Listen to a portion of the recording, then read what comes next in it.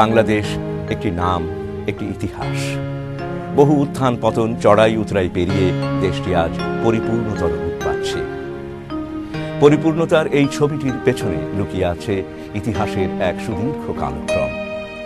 আজকের এই বাংলাদেশকে বুঝতে হলে আমাদের দৃষ্টিপাত করতে হবে ইতিহাসের সেই কালক্রমের দিকে। আজ যে আমরা মুক্ত স্বাধীন একটি দেশের নাগরিক হিসেবে বিশ্বের দরবারে মাথা উঁচু করে দাঁড়াতে পারছি, কিভাবে তা সম্ভব হলো?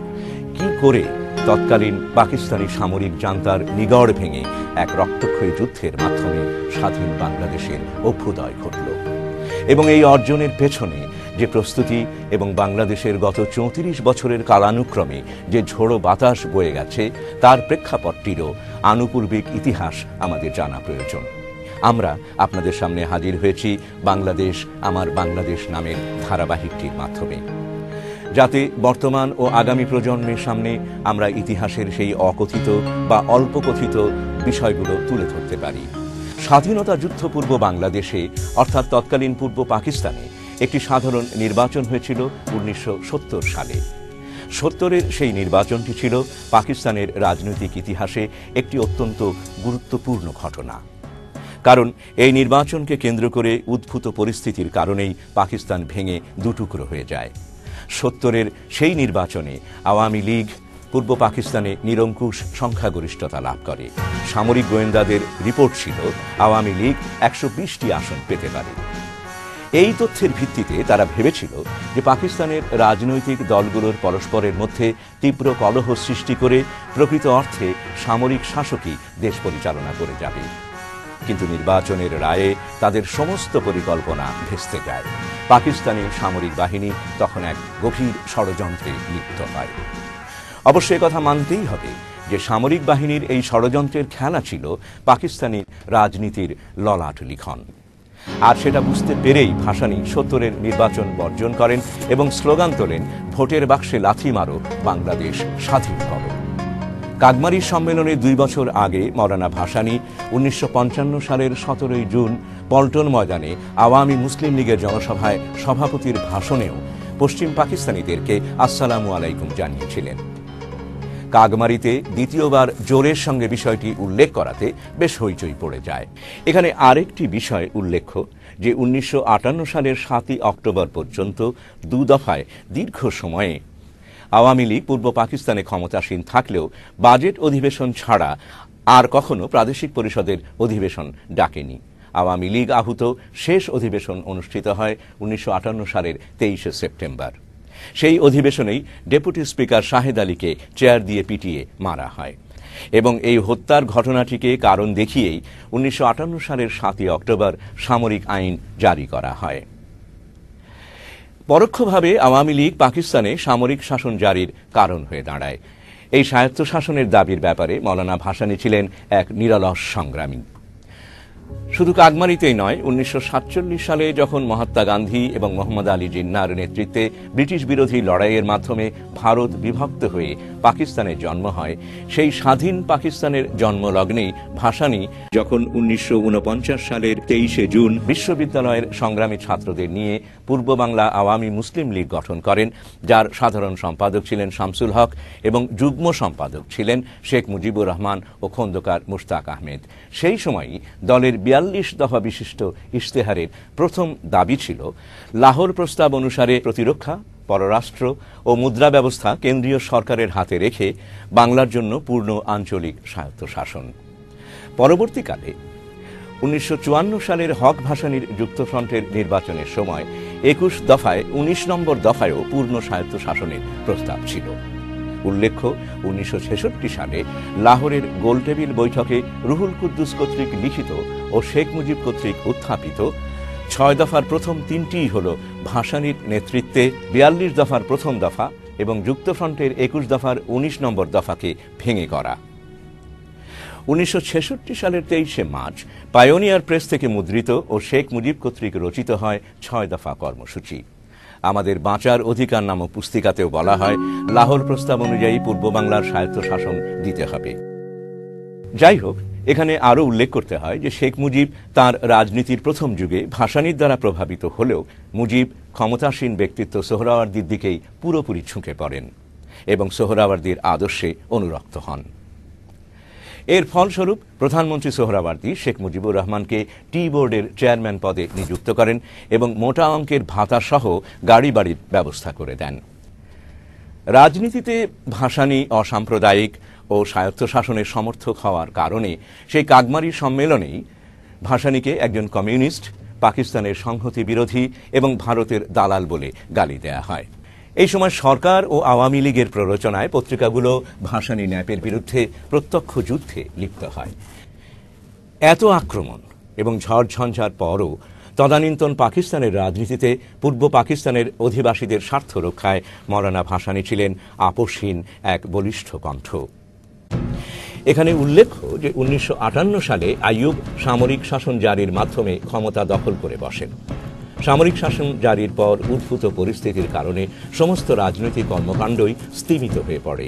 আইয়ুব ভাসানীকে গ্রেপ্তার করে, পরে ভাসানী মুক্তি পান। 1964 সালে আইয়ুব সাধারণ নির্বাচনের ঘোষণা দিলে ভাসানী অগ্রণী ভূমিকা নিয়ে নির্বাচনে ফাতেমা জিন্নাকে আইয়ুব খানের বিরুদ্ধে প্রতিদ্বন্দ্বিতায় নামান। বেসিক ডেমোক্রেসি বা মৌলিক গণতন্ত্রের মাধ্যমে নির্বাচন হওয়াতে আইয়ুব ভোট কিনে সে যাত্রা নির্বাচনে জিতে যান।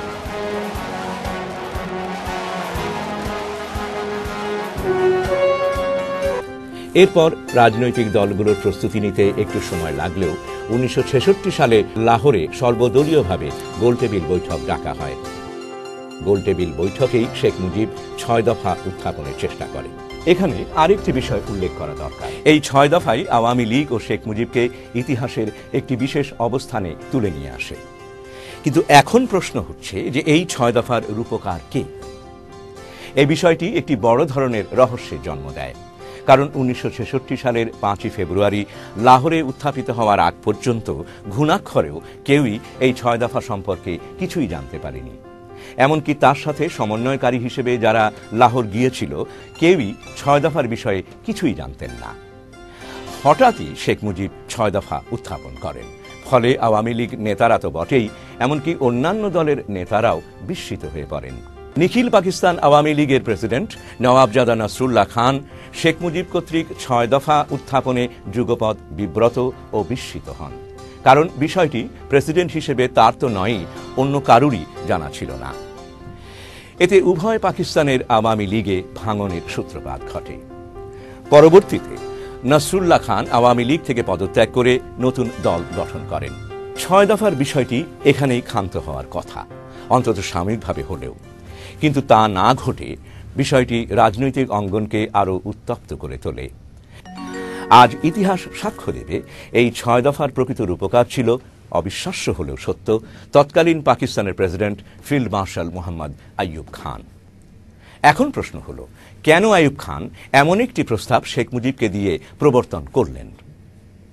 একটু ইতিহাস ঘাঁটলেই এর গূঢ় রহস্য জানা যাবে যে 1965 সালে ভারত পাকিস্তানের মধ্যে 17 দিন ব্যাপী একটি যুদ্ধ সংঘটিত হয়, যা 65-এর যুদ্ধ নামে পরিচিত।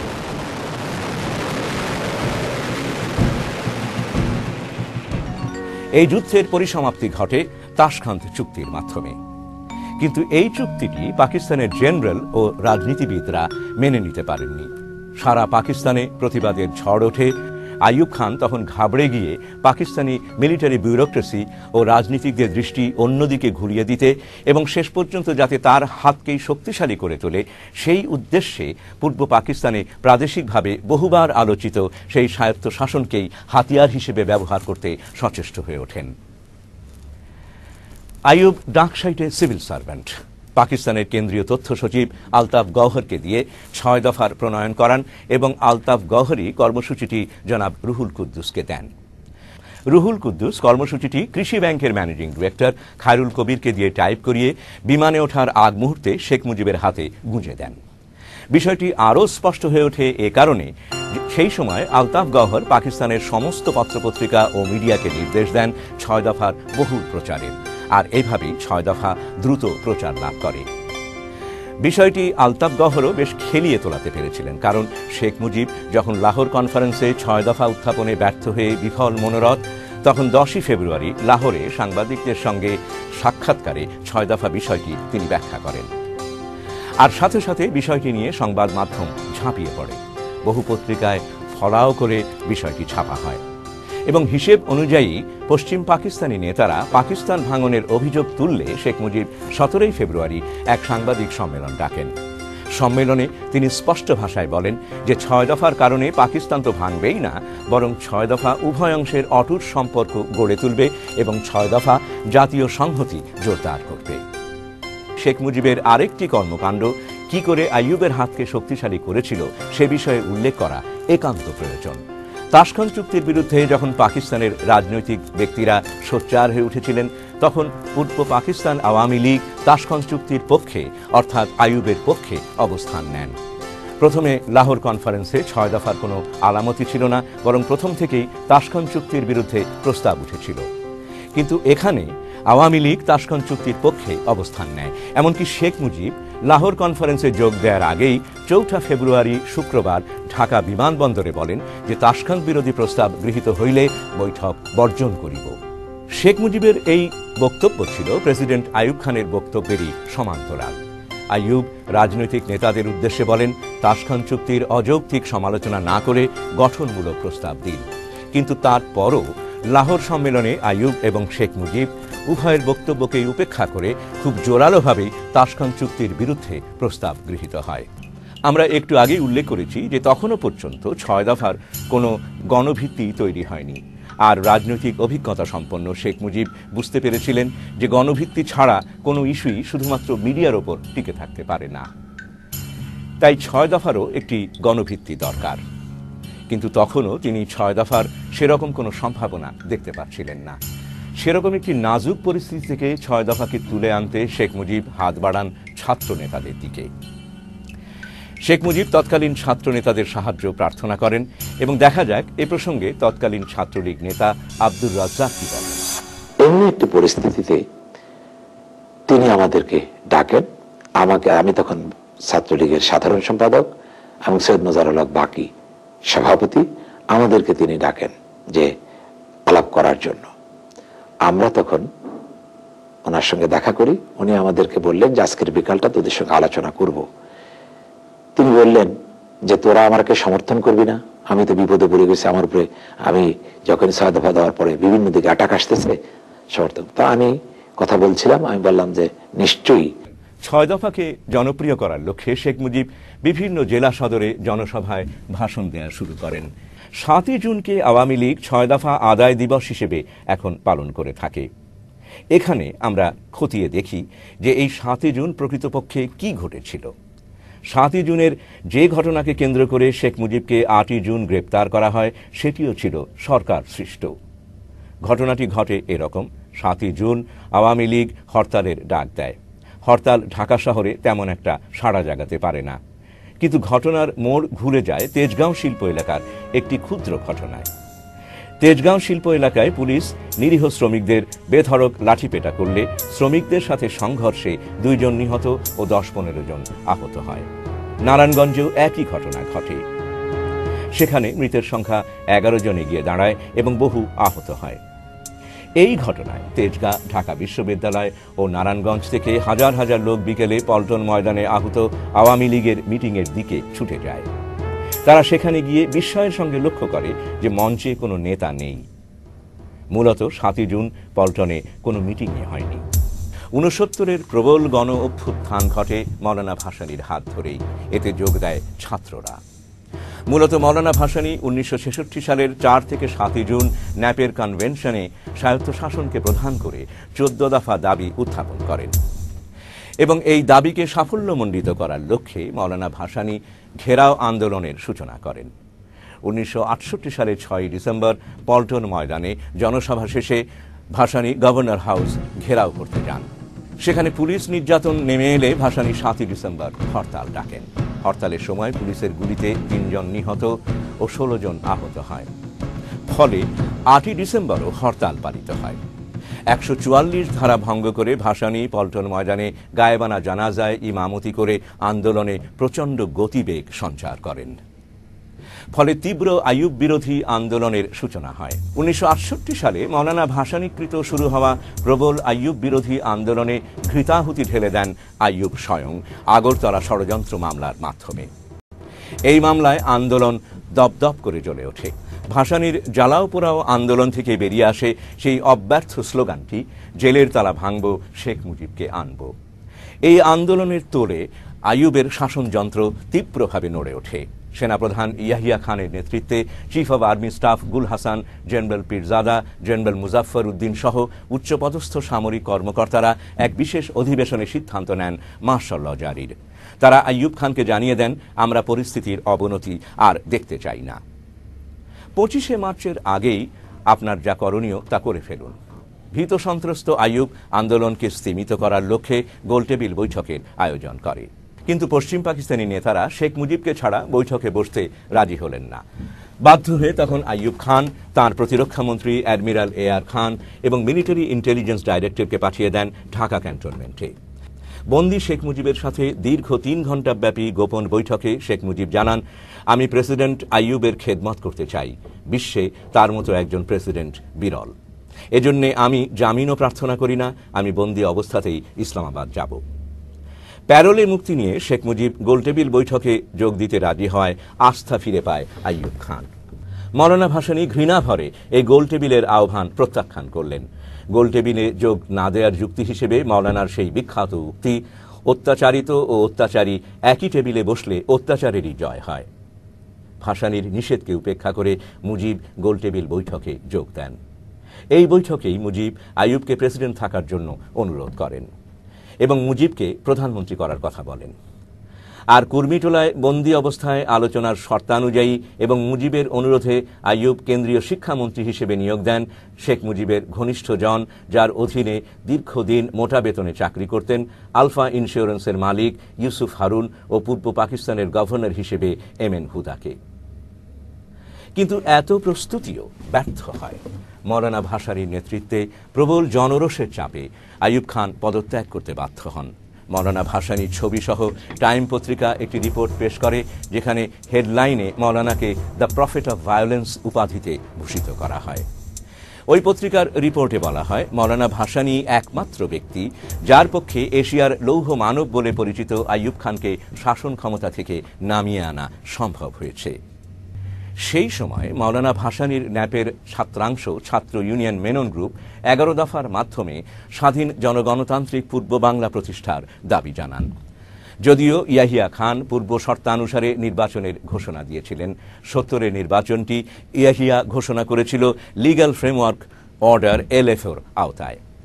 LFOর ধূম্রজালটির পেছনে পাকিস্তানি শাসকদের প্রকৃত উদ্দেশ্য কি ছিল ভাসানী তা সঠিকভাবেই বুঝতে পেরেছিলেন।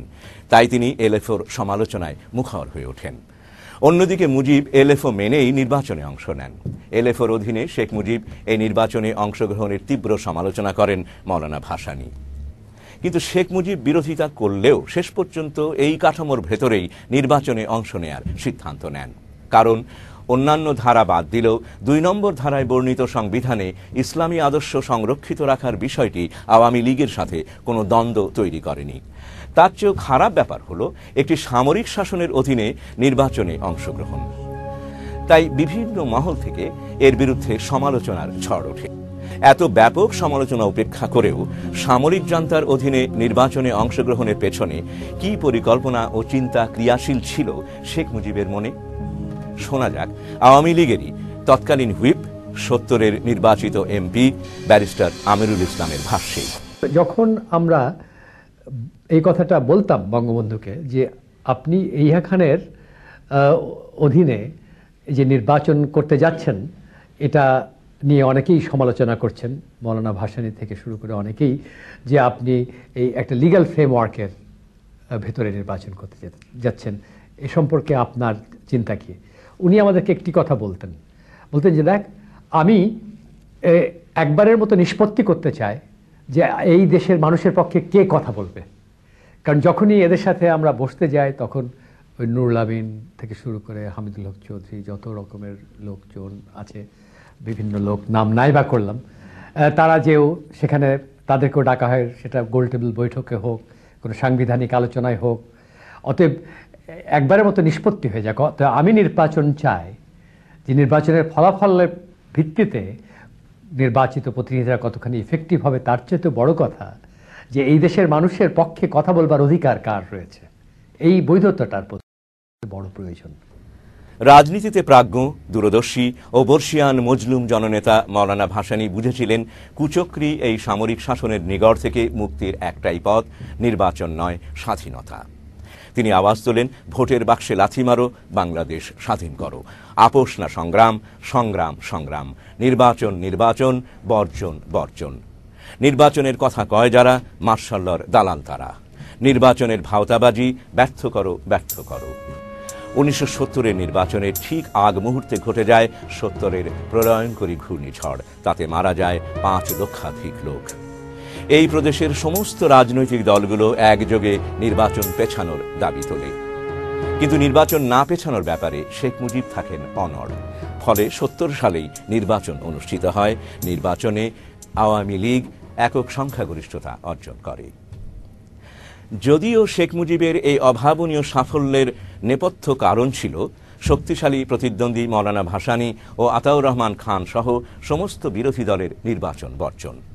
যাই হোক, চূড়ান্ত ফলাফল বেরোনোর পর সরকারের প্রতি প্রচণ্ড চাপ সৃষ্টি হতে থাকে সংসদ অধিবেশনের এবং আওয়ামী লীগের কাছে ক্ষমতা হস্তান্তরের। কিন্তু পশ্চিম পাকিস্তানে ভুট্টো তাতে বাদ সাধেন।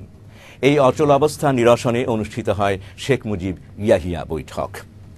ইয়াহিয়া রাজনৈতিক দলগুলোকে একটি গ্রহণযোগ্য শাসনতন্ত্র প্রণয়নের কথা বলেন। এই বৈঠকেই শেখ মুজিব ইয়াহিয়াকে পাকিস্তানের প্রেসিডেন্ট থাকার প্রস্তাব দেন। বিস্মিত ইয়াহিয়া প্রশ্ন করেন, তাতে আপনাদের কি লাভ? মুজিবের উত্তর, আপনি একজন অভিজ্ঞ সামরিক কর্মকর্তা, রাষ্ট্র পরিচালনায় আপনার রয়েছে 2 বছরের অভিজ্ঞতা, আপনি সামরিক দিকটি দেখবেন, আমি প্রধানমন্ত্রী হিসেবে জনসাধারণের দিকটি দেখব। আপনি রাজি থাকলে আমার দল আপনাকে সমর্থন দেবে। ইয়াহিয়াকে এই প্রস্তাবে রাজি করাতে শেখ মুজিবের বেশি বেগ পেতে হয়নি, আর সে কারণেই বিমানবন্দরে ইয়াহিয়া শেখ মুজিবকে পাকিস্তানের ভাবী প্রধানমন্ত্রী বলে আখ্যা দেন। বিষয়টি ভুট্টোকে বেশ বিপাকে ফেলে দেয় এবং তাকে শঙ্কিত করে তোলে। ক্ষমতা দখলের লিপ্সায় ভুট্টো তখন শেখ মুজিবকেও ছাড়িয়ে যান। ভুট্টো দ্রুত মাঠে নেমে পড়েন। ভুট্টো যোগাযোগ করেন সামরিক জান্তাদের সাথে। জেনারেল হামিদ, জেনারেল পীরজাদা ইত্যাদি সামরিক কর্তারা তখন ভুট্টোর সাথে একমত হন। স্বস্তির নিঃশ্বাস ফেলেন ভুট্টো, কারণ পাকিস্তানের শাসনতান্ত্রিক কর্তৃত্ব তখন ইয়াহিয়ার হাতে নয়, বরং ছিল এদেরই হাতে। ইয়াহিয়া ছিলেন শুধু এদের ক্রীড়নক মাত্র। পূর্ব পরিকল্পনা অনুযায়ী 18 জানুয়ারি ইয়াহিয়া পশ্চিম পাকিস্তানে ফিরেই লারকানাতে ভুট্টোর বাসভবনে যান প্লেজার ট্রিপ বা আনন্দ ভ্রমণে। উদ্দেশ্য ছিল লারকানা থেকে বুনো হাঁস শিকার। কিন্তু বিষয়টি গুরুত্বপূর্ণ হয়ে ওঠে যখন জেনারেল হামিদ, জেনারেল পীরজাদা ও মেজর জেনারেল ওমর সহ অন্যান্য সামরিক অফিসাররাও সেখানে যোগ দেন। আসলে সেটিই ছিল পাকিস্তানের পূর্বাংশের বিধিলিপি নির্ধারণের জন্য নির্দিষ্ট দিন। সেদিনই পূর্ব পাকিস্তানে আক্রমণের নীল নকশা রচিত হয়। ওই সভাতেই সিদ্ধান্ত হয় 25শে মার্চ আক্রমণ করা হবে এবং পূর্ব পাকিস্তানের দায়িত্বে থাকবেন বেলুচিস্তানের কসাই বলে পরিচিত লেফটেন্যান্ট জেনারেল টিক্কা খান। সবচেয়ে আশ্চর্যের বিষয় হল যে সেই সভার সিদ্ধান্ত শেখ মুজিব জেনে যান তার পরদিনই। মুজিবের ইনার সার্কেল এবিএস সফদার সেই সংবাদটি দিয়েছিল শেখ মুজিবকে। সামরিক জান্তার আক্রমণের খবর পেয়ে সফদারকে ডেকে শেখ মুজিব বলেন, বড়ই উদ্বেগের কথা, ক্ষমতা হস্তান্তর নিয়ে চক্রান্ত চলছে, তুমি সাহেবজাদা ইয়াকুব খানের সাথে দেখা করে আমাকে আসল খবরটা জানাও। ইনার সার্কেল সেই দিনই ইয়াকুবের সাথে যোগাযোগ করলে তিনি বলেন, tell Sheikh Saheb not to be worried so long as I am here. If the situation changes he would be informed duly. ইয়াকুবের কথায় আশ্বস্ত হলেও দুবারই শেখ মুজিব নিশ্চিত খবর পান আক্রমণ হবে। কিন্তু আশ্চর্যের বিষয় হলো, এত বড় একটি পরিকল্পনার বিষয় জানার পরও আওয়ামী লীগ বা শেখ মুজিবের মধ্যে ব্যতিক্রমী কোনো প্রতিক্রিয়া বা সিদ্ধান্ত লক্ষ্য করা যায় না। রাজনীতি চলতে থাকে স্বাভাবিক ধীর গতিতে। আওয়ামী লীগ শাসনতন্ত্র প্রণয়নের জন্য সংসদীয় কমিটির মিটিং ডাকেন। আসন্ন সরকার গঠনের লক্ষ্যে আওয়ামী লীগ মন্ত্রিপরিষদও গঠন করে। প্রাদেশিক পরিষদের প্রধান মনসুর আলী এবং কেন্দ্রের প্রধান শেখ মুজিবুর রহমান। সংসদের প্রধান হবেন খন্দকার মুশতাক আহমেদ। শাসনতন্ত্রের জটিলতা নিরসনে শেখ মুজিবের সাথে আলোচনার জন্য ভুট্টো চলে আসেন ঢাকায়। ভুট্টো মুজিব দীর্ঘ আলোচনা হয়। দর্শক এখানে লক্ষ্য করবেন যে এর আগে ভুট্টো বলেছে 6 দফার সাথে তার কোনো বিরোধ নেই। ভুট্টো আরও বলেন, 6 দফার 5.5 দফাই আমি মেনে নিয়েছি। যদিও পরিস্থিতিটি টের পেয়ে শেখ মুজিব 25শে ফেব্রুয়ারি এক ঘোষণায় বলেন যে পশ্চিম পাকিস্তানের ফেডারেল ইউনিটগুলোর ওপর 6 দফা চাপিয়ে দেয়া হবে না। পরে তিনি আরও উল্লেখ করেন যে প্রয়োজনে 6 দফা শিথিল করা হবে। কিন্তু ভুট্টো পাকিস্তান ফিরেই ইয়াহিয়ার সাথে অত্যন্ত গোপনে জরুরি বৈঠকে বসেন। সেই বৈঠকেই 3রা মার্চ অধিবেশন স্থগিতের সিদ্ধান্ত গ্রহণ করা হয়। এরই মধ্যে গভর্নর রিয়ার অ্যাডমিরাল আহসান দেখা করেন শেখ মুজিবের সাথে। সরকার গঠনে শেখ মুজিবের প্রস্তুতি যখন চূড়ান্ত, ঠিক তখনই চক্রান্তরত পাকিস্তানি সামরিক জান্তারা তাদের ষড়যন্ত্রের অংশ হিসেবে পূর্ব পরিকল্পনা অনুযায়ী 1 মার্চ এক ঘোষণায় সংসদ অধিবেশন স্থগিত ঘোষণা করে। কিন্তু আমরা সেই সময়ের ইতিহাসের দিকে তাকালে অবাক বিস্ময় দেখব যে 3রা মার্চ অনুষ্ঠিতব্য সংসদ অধিবেশন বাতিলের ব্যাপারে 1 মার্চে দেয়া সামরিক শাসকের ঘোষণাটির কথা শেখ মুজিব জেনে যান 28শে ফেব্রুয়ারিতেই। পূর্ব পাকিস্তানের গভর্নর SM আহসান 28শে ফেব্রুয়ারি রাতেই শেখ মুজিবকে গভর্নর হাউসে ডেকে জাতীয় পরিষদ অধিবেশন স্থগিত করার ইয়াহিয়ার সিদ্ধান্তটি জানান। শুনে শেখ মুজিব বলেন, নিঃসন্দেহে আমাদের সঙ্গে প্রতারণা করা হলো, আমাদের পায়ের নিচে মাটি সরিয়ে ফেলা হলো। সেই 28শে ফেব্রুয়ারি রাতেই শেখ মুজিব তার সঙ্গী 2 জন সহ সবাইকে সরিয়ে দিয়ে গভর্নর আহসানকে একান্তে অনুরোধ করেন, আপনারা অধিবেশনের নতুন একটি তারিখ যদি এই মাসেই ঘোষণা করেন তাহলে আমার পক্ষে জনসাধারণকে নিরস্ত রাখা সম্ভব হবে। আপনি দয়া করে মুলতবি ঘোষণার পরবর্তী একটি তারিখ ঘোষণা করার জন্য বলুন। শেখ মুজিব হয়তো আশায় ছিলেন ইয়াহিয়া তার অনুরোধে আরেকটি নতুন তারিখ ঘোষণা করবে, তাহলে আর সমস্যা হবে না।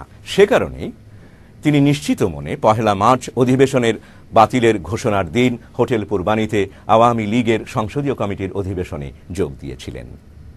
কিন্তু জাতীয় পরিষদ মুলতবি ঘোষণায় হতচকিত ঢাকাবাসী স্বতঃস্ফূর্ত বিক্ষোভে ফেটে পড়ে।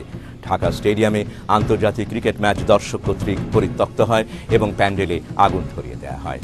ছাত্র সম্প্রদায় বিভিন্ন শিক্ষা প্রতিষ্ঠান থেকে রাজপথে নেমে আসে। বিভিন্ন শিল্প এলাকা থেকে শ্রমিকরা দলে দলে মিছিল সহকারে রাজধানী ঢাকার দিকে যাত্রা করে। সকল সিনেমা হল বন্ধ হয়ে যায়।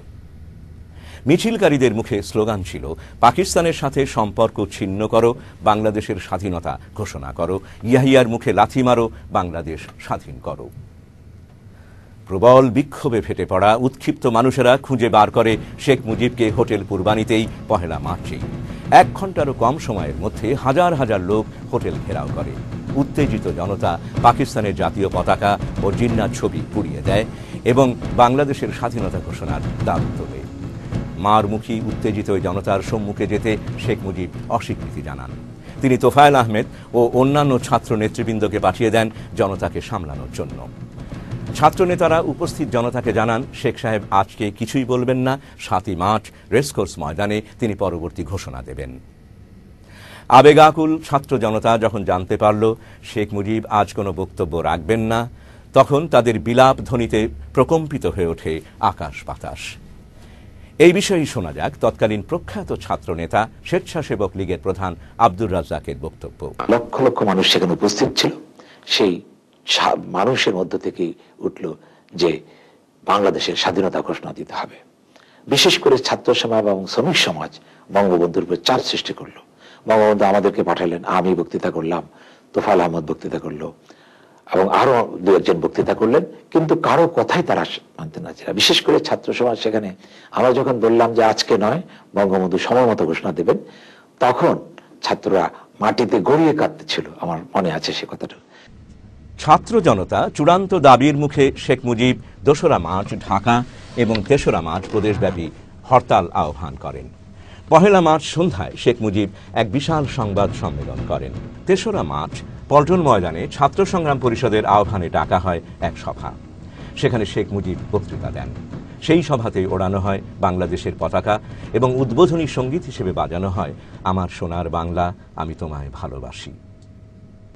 অতঃপর এলো সেই বহুকাঙ্ক্ষিত ক্ষণটি 7 মার্চ। লাখো মানুষের প্রতীক্ষার মুহূর্ত। লক্ষ লক্ষ লোক জড়ো হয়েছিল সেদিন রেসকোর্স ময়দানে। রেডিওতে ভাষণটি প্রচারিত হবে জেনে শত শত লোক বসে যায় রেডিওর সামনে। সবাই অধীর আগ্রহে অপেক্ষা করছে আজ একটি গুরুত্বপূর্ণ ঘোষণা আসবে শেখ সাহেবের কাছ থেকে, একটি জাতির দিক নির্দেশনা উঠে আসবে তাঁর কণ্ঠ থেকে। ছাত্র জনতা চূড়ান্ত দাবির মুখে শেখ মুজিব ২রা মার্চ ঢাকা এবং ৩রা মার্চ প্রদেশব্যাপী হরতাল আহ্বান করেন। ১লা মার্চ সন্ধ্যায় শেখ মুজিব এক বিশাল সংবাদ সম্মেলন করেন। ৩রা মার্চ পল্টন ময়দানে ছাত্র সংগ্রাম পরিষদের আহ্বানে ডাকা হয় এক সভা। সেখানে শেখ মুজিব বক্তৃতা দেন। সেই সভাতেই ওড়ানো হয় বাংলাদেশের পতাকা এবং উদ্বোধনী সঙ্গীত হিসেবে বাজানো হয় আমার সোনার বাংলা আমি তোমায় ভালোবাসি। অতঃপর এলো সেই বহুকাঙ্ক্ষিত ক্ষণটি ৭ই মার্চ। লাখো মানুষের প্রতীক্ষার মুহূর্ত। লক্ষ লক্ষ লোক জড়ো হয়েছিল সেদিন রেসকোর্স ময়দানে। রেডিওতে ভাষণটি প্রচারিত হবে জেনে শত শত লোক বসে যায় রেডিওর সামনে।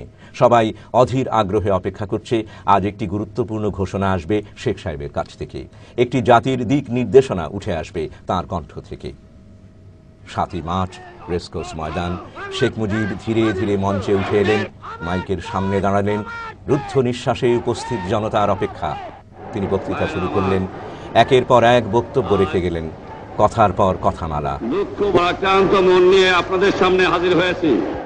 1969 আন্দোলনে আইয়ুব খানের পতন হওয়ার পরে যখন ইয়াহিয়া খান সাহেব সরকার নিলেন, তিনি বললেন দেশে শাসনতন্ত্র দেবেন, গণতন্ত্র দেবেন, আমরা মেনে নিলাম। তারপরে অনেক ইতিহাস হয়ে গেল, নির্বাচন হলো। আপনারা জানেন দোষ কি আমাদের? আজকে আমি প্রেসিডেন্ট ইয়াহিয়া খান সাহেবের সঙ্গে দেখা করেছি, আপনারা জানেন, আলাপ আলোচনা করেছি।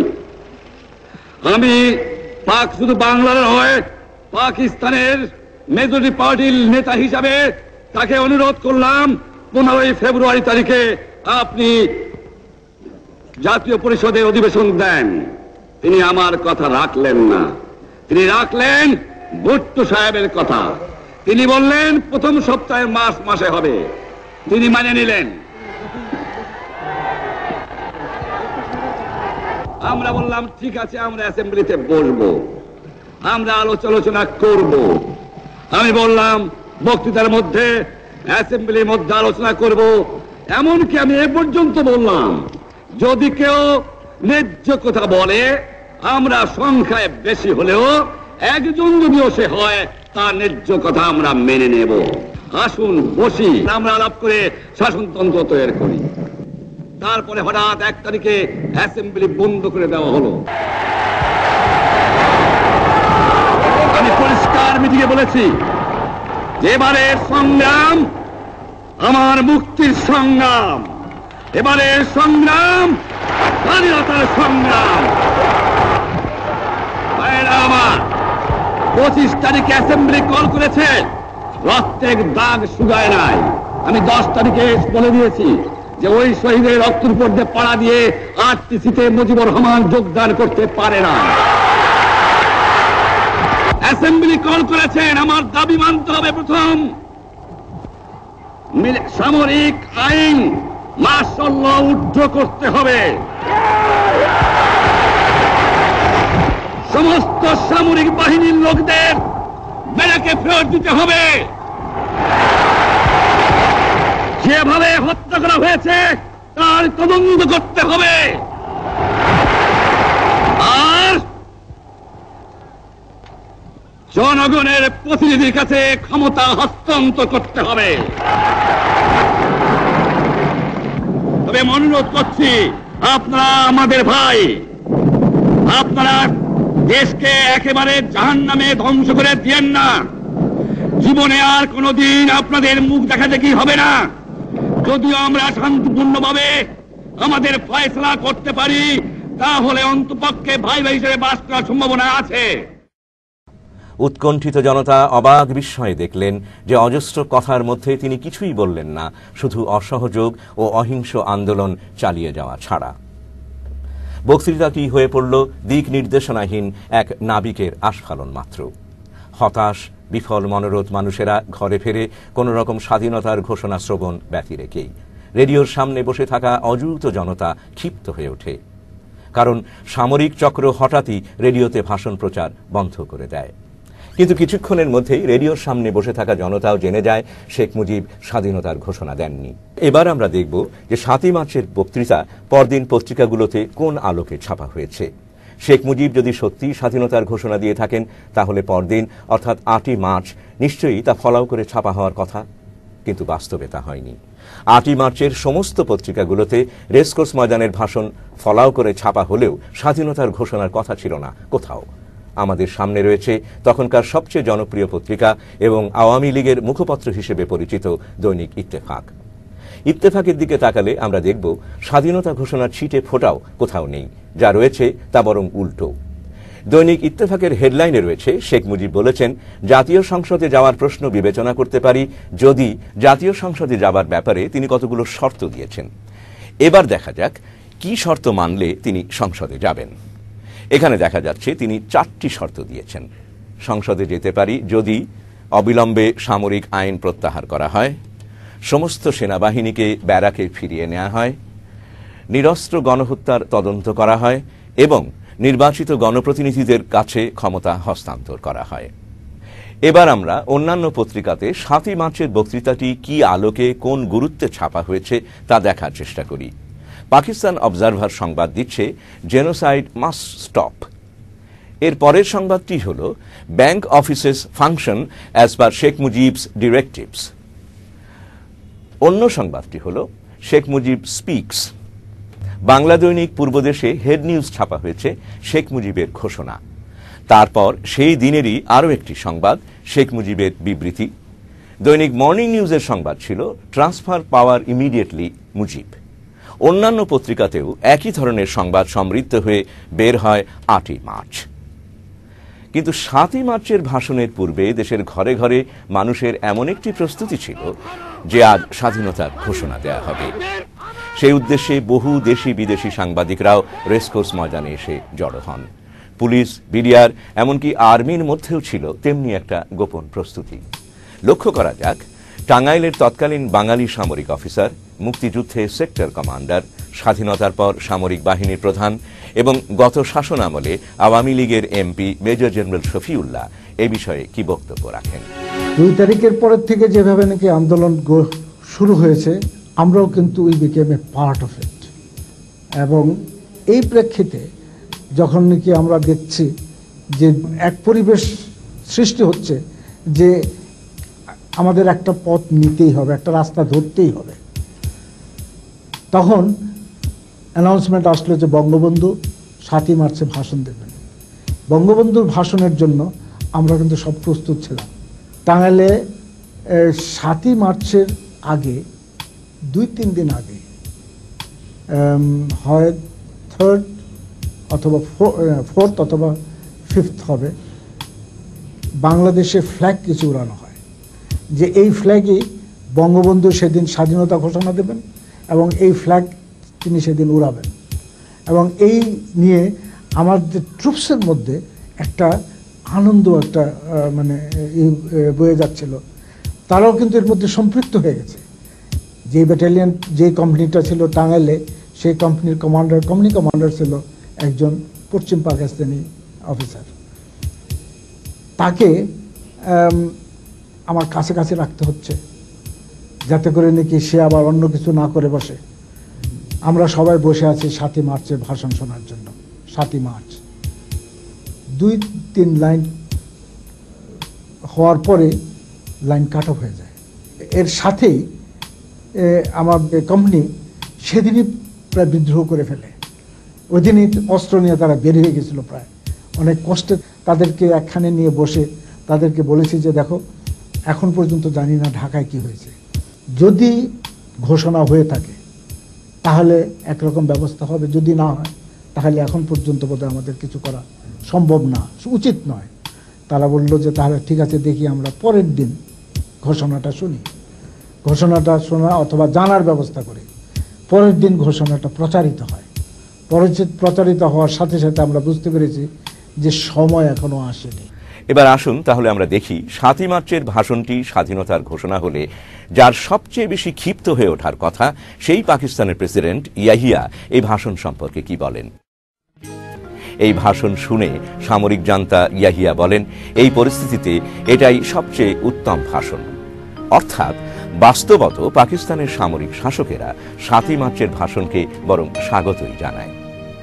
পাকিস্তানি সামরিক শাসকেরা যখন বুঝতে পারল যে ৭ই মার্চের ভাষণ তাদের জন্য ক্ষতিকারক কিছু নয়, তখন তারা রেডিওর ওপর থেকে নিষেধাজ্ঞা তুলে ৮ই মার্চ সকালে পূর্ণাঙ্গ ভাষণটি প্রচারের অনুমতি দেয়। পূর্ব ঘোষিত ৭ই মার্চের ভাষণের ঠিক আগের দিন অর্থাৎ ৬ই মার্চ সন্ধ্যায় প্রেসিডেন্ট ইয়াহিয়া টেলিফোনে শেখ মুজিবের সাথে ১ ঘণ্টারও বেশি সময় ধরে কথা বলেন। পাশাপাশি ব্রিগেডিয়ার জিলানির মাধ্যমে শেখ মুজিবকে পাঠান এক গোপন বার্তা। বার্তাতে ছিল যে মিস্টার মুজিব, আমি ঢাকায় আসছি। এই আলোকে দৈনিক পূর্বদেশ একটি সংবাদও ছাপে, ইয়াহিয়া নতুন প্রস্তাব নিয়ে আসছে। শেখ মুজিব ইয়াহিয়ার এই বার্তায় খুবই আস্থাবান হয়ে ওঠেন, কারণ সেদিন অর্থাৎ ৬ই মার্চ বাস্তবে আরও দুটো বিরাট ঘটনা ঘটে, যাতে শেখ মুজিব আপোষের অগ্রগতিতে আরও আস্থাশীল হয়ে ওঠেন। তার একটি হল গভর্নর আহসানকে অনুরোধের ফলস্বরূপ ইয়াহিয়া ২৫শে মার্চ পুনরায় সাধারণ পরিষদের অধিবেশন ডাকেন জাতির উদ্দেশ্যে দেয়া এক ভাষণের মাধ্যমে। মনে রাখা দরকার যে এই তারিখটি হল সেই ভয়াল নির্মম কালো রাত্রির ২৫শে মার্চ, আর অন্যটি হল পূর্ব পাকিস্তানের গভর্নর আহসানকে সরিয়ে টিক্কা খানকে তার স্থলাভিষিক্ত করা। যে কারণে ৬ই মার্চ রাতে আওয়ামী লীগের নীতি নির্ধারণী সভায় ৭ই মার্চের সভায় বক্তৃতার বিষয় কি হবে তা নিয়ে টানা ৯ ঘণ্টা বাকবিতণ্ডার পরও শেখ মুজিব আপোষ রফা থেকে এক চুলো নড়েন না। তিনি ইয়াহিয়ার বক্তব্যেই অটল থাকেন। ৬ই মার্চের রাতের ওই সভা সম্পর্কে রিপোর্ট লিখতে গিয়ে লন্ডনের ডেইলি টেলিগ্রাফ পত্রিকার প্রখ্যাত সাংবাদিক ডেভিড লোসহ্যাক শেখ মুজিবের একটি বক্তব্য তুলে ধরেন। সেই সভায় শেখ মুজিব বলেন যে বিচ্ছিন্নতা থেকে পূর্ব পাকিস্তান কিছুই পাবে না, রক্তপাত ও পীড়ন ছাড়া। ৭০-এর নির্বাচনে আওয়ামী লীগের ম্যান্ডেট স্বাধীনতার জন্য নয়, স্বায়ত্তশাসনের জন্য। ৭ই মার্চ সকালে আরেকটি ঘটনা ঘটে। মার্কিন রাষ্ট্রদূত জোসেফ ফারল্যান্ড শেখ মুজিবের সাথে দেখা করেন এবং তার কাছে মার্কিন নীতি তুলে ধরেন। শেখ মুজিব তখন মার্কিন কনসাল আর্চার কে ব্লাডের সাথে পূর্বে সংগঠিত গোপন বৈঠক ও ফলাফলের আলোচনাকে মিলিয়ে এই আশা পোষণ করেন যে মার্কিন প্রশাসন হয়তো চাপ প্রয়োগ করলে সামরিক জান্তা ক্ষমতা হস্তান্তরে বাধ্য হবে। আর তাই সব ঘটনার ফলশ্রুতিতে ৭ই মার্চের বক্তৃতাটি বহু প্রতীক্ষিত স্বাধীনতার ঘোষণার পরিবর্তে হয়ে গেল কতগুলো শর্ত পূরণের ভাষণ।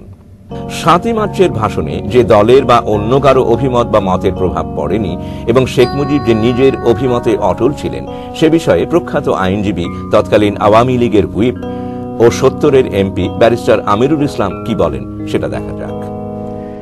বঙ্গবন্ধু নির্বিকারভাবে তার চিন্তায় অটল রয়েছেন। আমরা যখন জিজ্ঞেস করেছি যে উনি কি বলবেন, তো উনি বলছেন তোমরা একটা খসড়া খাড়া করো না, কি বলা যায়।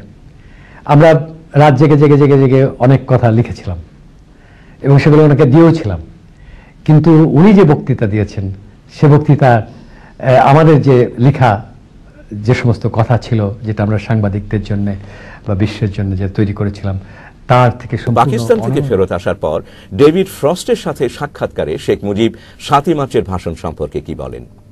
ডেভিড ফ্রস্টের সাথে সাক্ষাৎকারে শেখ মুজিব বলেন, ফ্রস্ট যখন জিজ্ঞেস করেন আপনি যদি বলতেন আমি আজ স্বাধীন বাংলাদেশের ঘোষণা দিচ্ছি তাহলে কি ঘটত, শেখ মুজিব উত্তরে বলেন, আমি এটা করতে চাইনি, বিশেষ করে ওই দিনটিতে, কেননা সেই সময় তাদের আমি সুযোগ দিতে চাইনি।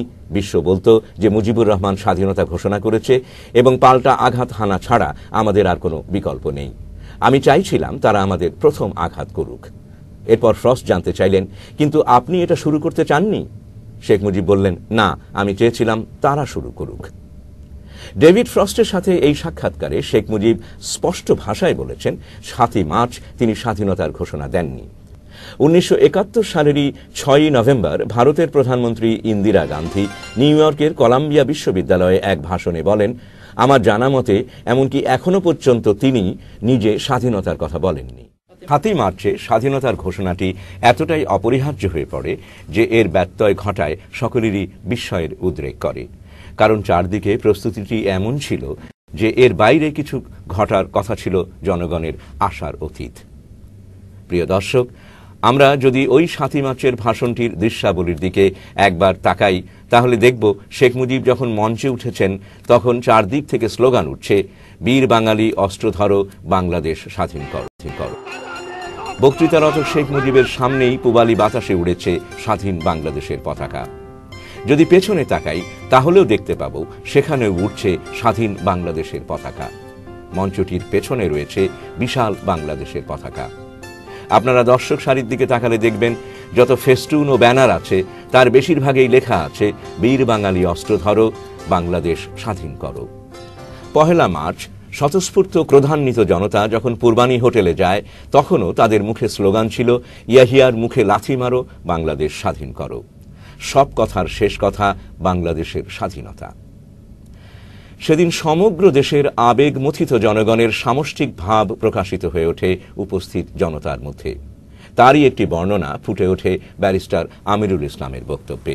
ইতিমধ্যে সারা শহরে রাষ্ট্র হয়ে গেছে যে ইয়াহিয়া খান তিনি ৩রা মার্চে অনুষ্ঠিতব্য যে সংসদ অধিবেশন সেটা বন্ধ করে দিয়েছেন এবং সাথে সাথে ঢাকা শহরের সমস্ত মানুষ তারা রাস্তায় নেমে এসেছে এবং একটি কথা ঢাকার রাজপথে সেদিন ছিল, ৬ দফা না ১ দফা, ১ দফা ১ দফা, ঢাকা না পিন্ডি, ঢাকা ঢাকা, এবং বীর বাঙালি অস্ত্র ধরো, বাংলাদেশ স্বাধীন করো। অতএব স্বাধীনতার যে ঘোষণা, যে কণ্ঠ, এটা বাংলাদেশের জনগণের কণ্ঠ থেকেই উচ্চারিত হয়েছিল ১লা মার্চেই।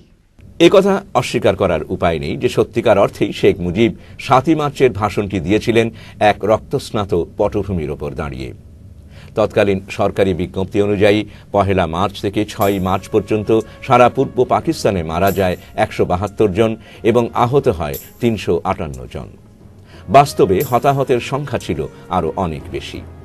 রক্তাপ্লুত এইসব লাশের আহ্বান উপেক্ষা করে ৭ই মার্চ সভামঞ্চে উপস্থিত আপামর জনতার আকাঙ্ক্ষাকে জলাঞ্জলি দিয়ে স্বাধীনতার ঘোষণা না দিয়েই শেখ মুজিব তাঁর ভাষণটি সমাপ্ত করেন। অন্যদিকে পাকিস্তানি কুচক্রী শাসক গোষ্ঠী এই সুযোগটিকেই কাজে লাগানোর জন্য আপ্রাণ সচেষ্ট হয়ে উঠল। আজ ইতিহাসের সাক্ষ্য এই যে ৭ই মার্চ থেকে ২৫শে মার্চ এই ১৮টি দিন ছিল বাংলাদেশের ভাগ্যাকাশে অতীব গুরুত্বপূর্ণ সময়। অহিংস রাজনীতি হিংস্র আকার ধারণ করতে থাকল। স্থানে স্থানে আন্দোলন আক্রমণাত্মক রূপ ধারণ করল। জয়দেবপুরে ১০ জন, রাজশাহীতে ৩৫ জন, চট্টগ্রামেই ২৩শে মার্চ ৪,০০০-এরও বেশি লোকসহ ২৫শে মার্চের আগেই মোট ৫,০০০ জনেরও বেশি মৃত্যু ঘটল বিভিন্ন স্থানে। উত্তাল জনতা রুদ্র রোষে ফেটে পড়ল। আর এসব হত্যা, মৃত্যু ও রক্তপাতকে উপেক্ষা করে শেখ মুজিব আলোচনায় বসতে রাজি হলেন সামরিক শাসকদের সাথে। ১৫ই মার্চ ইয়াহিয়া ঢাকায় আসেন তার সেই নতুন পরিকল্পনা নিয়ে। ১৬ই মার্চ ইয়াহিয়া মুজিব বৈঠক শুরু হয় সকাল ১১টায়। কিন্তু তাজউদ্দিন ও তার সমর্থকরা জেনারেল ইয়াহিয়ার সঙ্গে কোনো প্রকার আলোচনায় বসতে রাজি ছিলেন না। তারা কোনো আপোষ নয় নীতির পক্ষে ছিলেন। কিন্তু ফারল্যান্ডের সঙ্গে রুদ্ধদ্বার গোপন বৈঠকের পর শেখ মুজিব আপোষের পথে চলা অব্যাহত রাখারই সিদ্ধান্তে অটল থাকেন। প্রথম দিন আলোচনাতেই শেখ মুজিব ও ইয়াহিয়া একটি আপোষ সমঝোতাতে পৌঁছে যান। দীর্ঘ ২.৫ ঘণ্টা ব্যাপী উক্ত আলোচনায় আগামী ৩ মাসের মধ্যে কার্যকর হবে এমন একটি সমঝোতাপত্র তৈরি হয়। সমঝোতাপত্রের শর্তগুলো ছিল এমন: সামরিক শাসনের প্রত্যাহার এবং প্রেসিডেন্টের ঘোষণা বলে বেসামরিক সরকারের কাছে ক্ষমতা হস্তান্তর, বাংলাদেশ অর্থাৎ পূর্ব পাকিস্তান ও পশ্চিম পাকিস্তানের বিভিন্ন প্রদেশে নির্বাচিত প্রতিনিধিদের হাতে ক্ষমতা হস্তান্তর, ইয়াহিয়া খান প্রেসিডেন্ট পদে বহাল থাকবেন এবং কেন্দ্রীয় সরকার নিয়ন্ত্রণ করবেন। প্রথমে পূর্ব ও পশ্চিম পাকিস্তানের জাতীয় পরিষদ সদস্যরা পৃথক পৃথক অধিবেশনে মিলিত হবেন এবং তারপর দুই প্রদেশের সদস্যদের যৌথ অধিবেশনে পাকিস্তানের শাসনতন্ত্র চূড়ান্ত করা হবে। ১৭ই মার্চ পরামর্শক সহ ইয়াহিয়ার সাথে শেখ মুজিব বৈঠকে বসেন। উপরোক্ত শর্তগুলো তৈরির লক্ষ্যে মুজিব ও ইয়াহিয়া ১৭ই মার্চ ১ ঘণ্টা, ১৯শে মার্চ ১.৫ ঘণ্টা, ২০শে মার্চ ২ ঘণ্টা ১০ মিনিট এবং ২১শে মার্চ ১ ঘণ্টা ৩০ মিনিট ধরে আলোচনা করেন। আলোচনা চলে ২৪শে মার্চ পর্যন্ত। এই সিদ্ধান্ত চূড়ান্ত রূপদানের উদ্দেশ্যে আওয়ামী লীগের তরফ থেকে সর্বজনাব তাজউদ্দিন আহমেদ, সৈয়দ নজরুল ইসলাম ও ডক্টর কামাল হোসেন এবং প্রেসিডেন্ট ইয়াহিয়ার পক্ষ থেকে এম আহমদ, অর্থনৈতিক উপদেষ্টা, বিচারপতি AR Cornelius, lieutenant general Pirzada ও লেফটেন্যান্ট কর্নেল MA হাসান ১৯শে মার্চ, ২৩শে মার্চ ও ২৪শে মার্চ বৈঠকে মিলিত হন। কিন্তু এই আলোচনা প্রহসনের অন্তরালে যে পশ্চিম পাকিস্তানি সৈন্য এনে পূর্ব পাকিস্তান ভরে ফেলা হচ্ছে তা শেখ সাহেব জানতেন না তা নয়, বিষয়টি তিনি ভালো করেই জানতেন। 17 মার্চ প্রেসিডেন্ট ইয়াহিয়ার সঙ্গে বৈঠক শেষে ধানমন্ডির বাসভবনে ফিরলে এক বিদেশি সাংবাদিক তার কাছে জানতে চান এখনো বহু সৈন্য পূর্ব পাকিস্তানে আনা হচ্ছে তা তিনি জানেন কি না। শেখ মুজিব সাংবাদিককে বলেন, যা কিছু হচ্ছে তার প্রতিটি খবরই আমি রাখি। পাক আর্মির আক্রমণ প্রস্তুতির এত সংবাদ জানবার পরও 22 মার্চ শেখ মুজিব বলেন, যদি তারা অনতিবিলম্বে আমাদের দাবি মেনে নেন তাহলে সম্ভবত আমরা বন্ধু হিসেবে এখনো বাস করতে পারব। এই 22 মার্চেই আরেকটি ঘটনার উল্লেখ পাওয়া যায় অ্যান্টনি ম্যাসক্যারেনহাসের বইতে, যেখানে পাকিস্তান ন্যাশনাল আওয়ামী পার্টির সভাপতি বামপন্থী খান আব্দুল ওয়ালি খান ও শেখ মুজিবের সাথে এক আলোচনার কথা বলা হয়েছে। পাকিস্তানের দ্বিখণ্ডিত হয়ে যাওয়ার এক সংকটময় মুহূর্তে শেখ মুজিব কি ভাবছে ওয়ালি জিজ্ঞেস করলেন, শেখ সাহেব আমাকে বলুন, আপনি কি এখন পর্যন্ত অখণ্ড পাকিস্তানে বিশ্বাস করেন? শেখ মুজিব এর উত্তরে বলেন, খান সাহেব আমি একজন মুসলিম লীগপন্থী। আমরা যদি ইতিহাসের ধারাক্রমের দিকে তাকাই তাহলে দেখব কিছুদিন আগেই শেখ মুজিব অধ্যাপক জি.ডব্লিউ. চৌধুরীকে কি বলেন। জি.ডব্লিউ. চৌধুরী এক সাক্ষাৎকারে বলেন, একদিন হোসেন শহীদ সোহরাওয়ার্দীর ছবি যেটা তার বাড়িতে চোখে পড়ার মতো করে টাঙানো ছিল সেদিকে আঙুল দেখিয়ে বললেন, আমি শহীদ সোহরাওয়ার্দীর অনুগামী, আমি পাকিস্তান ভাঙতে পারি না। আপনি শহীদ সোহরাওয়ার্দীর রাজনৈতিক দর্শন সম্পর্কে জানেন? তিনি কোনোদিনও পাকিস্তান ভাঙার পক্ষে ছিলেন না। আমি তার একনিষ্ঠ অনুগামী হয়ে কখনোই পাকিস্তান ভাঙব না। সম্ভবত 18 মার্চ এএফপিকে দেয়া এক সাক্ষাৎকারে শেখ মুজিব বলেন, যা ফ্রান্সের লামন্ড পত্রিকায় 31 মার্চ ছাপা হয়, Is the West Pakistan government not aware that I am the only one able to save East Pakistan from communism? If they take that decision to fight, I shall be pushed out of power and the Naxalites will intervene in my name. If I make too many concessions, I shall lose my authority. I am in a very difficult position. Bhutto পূর্ব পাকিস্তানে চলে আসেন 21 March. 22 March Yahya, Bhutto ও শেখ মুজিবের সভা অনুষ্ঠিত হয়। প্রথমে ভুট্টো ঢাকায় আসতে রাজি হননি, কিন্তু ইয়াহিয়ার টেলিগ্রাম পেয়েই তিনি ঢাকায় চলে আসেন। 22 মার্চ বৈঠকের পর ভুট্টো মুজিবকে বলেন তিনি নির্বোধের মতো সামরিক কর্তৃপক্ষের সঙ্গে সমঝোতার চেষ্টা করছেন, কারণ তারা তার হাতে ক্ষমতা দেবে না এবং নিশ্চিতভাবে একজন বাঙালির কাছে তো নয়। এ প্রসঙ্গে ব্যারিস্টার আমিরুল ইসলাম আবার, হোটেল ইন্টারকন্টিনেন্টাল তখন ছিল, সেখান থেকে ভুট্টো সাহেবকে 32 নম্বরে আনার সময় আমি তার সাথে থাকতাম, যাওয়ার সময় তাকে সাথে থাকতাম। অতএব একটা বৈদেশিক নেতা আসলে পারে তাকে যে ধরনের প্রোটোকল দেওয়া হয়, আমরা এই নেগোসিয়েশনসে তাকেও সেই ধরনের প্রোটোকল দেওয়ার সিদ্ধান্ত গ্রহণ করি। একদিন উনি এই আলোচনা থেকে 32 নম্বর থেকে বেরিয়ে গাড়িতে উঠলেন আমার পাশে বসে। আমি তাকে বললাম যে আপনি এবং বঙ্গবন্ধু শেখ মুজিব আপনারা যদি এই ঐক্যমতের ভিত্তিতে একটি সংবিধান করতে না পারেন তাহলে পরে পাকিস্তান এই গণতন্ত্র প্রতিষ্ঠা করতে পারবেন না, আবার সামরিক শাসনের আন্ডারে পাকিস্তান চলে যাবে। তো উনি আমাকে তখন একটা উত্তর দিলেন যেটা খুব আমার কাছে গুরুত্বপূর্ণ মনে হয়েছিল। সেটা হচ্ছে যে, don't forget Amirul Islam that I got the highest vote from the cantonment. অর্থাৎ ক্যান্টনমেন্টে উনি সবচেয়ে বেশি ভোট পেয়েছিলেন। এই কথাটা দিয়ে এইটাই প্রমাণ করতে বলতে চাইলেন যে মেসেজটা, যে আর্মির সমস্ত কনফিডেন্স তার উপরে রয়েছে।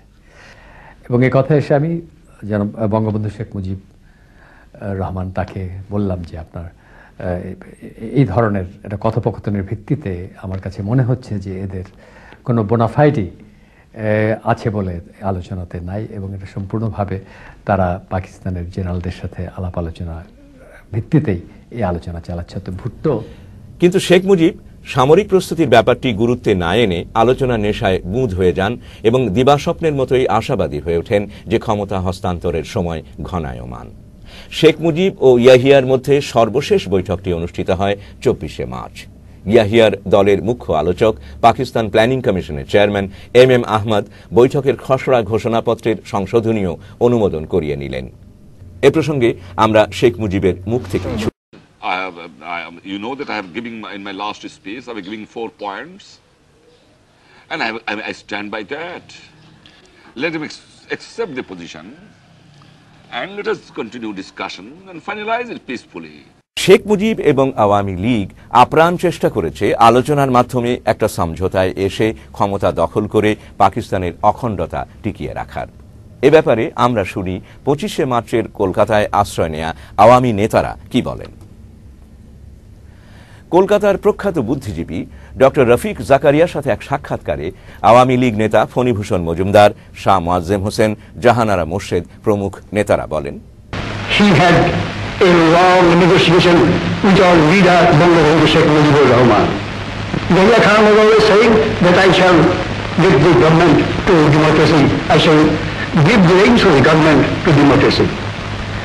When he was negotiating, it is unfortunate that we could understand that under the smoke screen of a negotiation, he would be thinking of a violent genocide in East Bengal, that is our Bangladesh.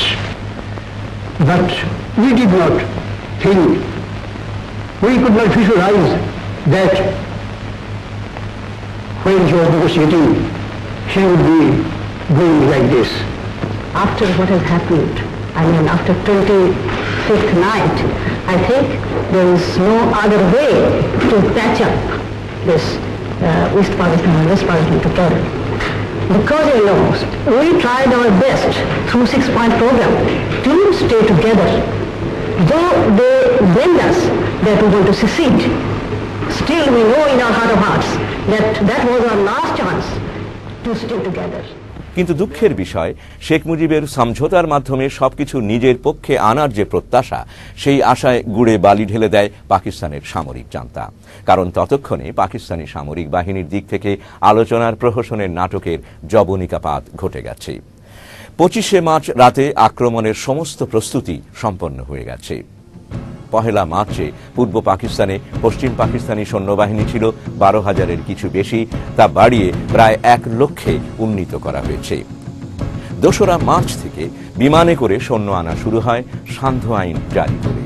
ভারতের ওপর দিয়ে পাকিস্তানের বিমান চলাচলে নিষেধাজ্ঞা থাকায় শ্রীলঙ্কা হয়ে সমস্ত সৈন্য পূর্ব পাকিস্তানে এনে জড়ো করা হয়। এখন শুধু চূড়ান্ত আক্রমণের জন্য অপেক্ষা। 25শে মার্চ সন্ধে 7:30 থেকেই বিনা নোটিসে ইয়াহিয়া, MM আহমদ সহ সকলকে নিয়ে পশ্চিম পাকিস্তান চলে যান। শেখ মুজিব পড়ে যান আশাভঙ্গের এক বিরাট বিপাকে। এমন একটি সংকটময় মুহূর্তে শেখ মুজিবের মতো একজন নেতার করণীয় কি থাকতে পারে, অথবা বাস্তবে তিনি কি করলেন? এসব বলার আগে আমাদেরকে আরেকটি বিষয় দৃষ্টিপাত করা অত্যন্ত জরুরি। আমরা দেখতে চেষ্টা করব শেখ মুজিব যখন আপোষ রফা নিয়ে বুঁদ হয়ে আছেন, এদেশের মানুষ তখন কি করছে। মূলত জনগণ তখন ছিল একেবারে বিপরীতমুখী। স্বাধীনতার স্পৃহায় তখন তারা ফুঁসছে। বরং বলা যায় জনগণ তখন তাদের নেতা থেকে অনেক দূর এগিয়ে গেছে। জায়গায় জায়গায় পিকেটিং হচ্ছে, সংঘর্ষ হচ্ছে, সামরিক বাহিনীর গুলিতে বহু জায়গায় অসহযোগ পালনকারীরা মারা যাচ্ছে। ঢাকা বিশ্ববিদ্যালয় সহ বহু জায়গায় ছেলেমেয়েরা রাইফেল প্রশিক্ষণ নিচ্ছে। এত সব যে ঘটছে, সবই বিচ্ছিন্নভাবে। এসব ঘটনা ঘটছে কোন রকম দিক নির্দেশনা ছাড়াই।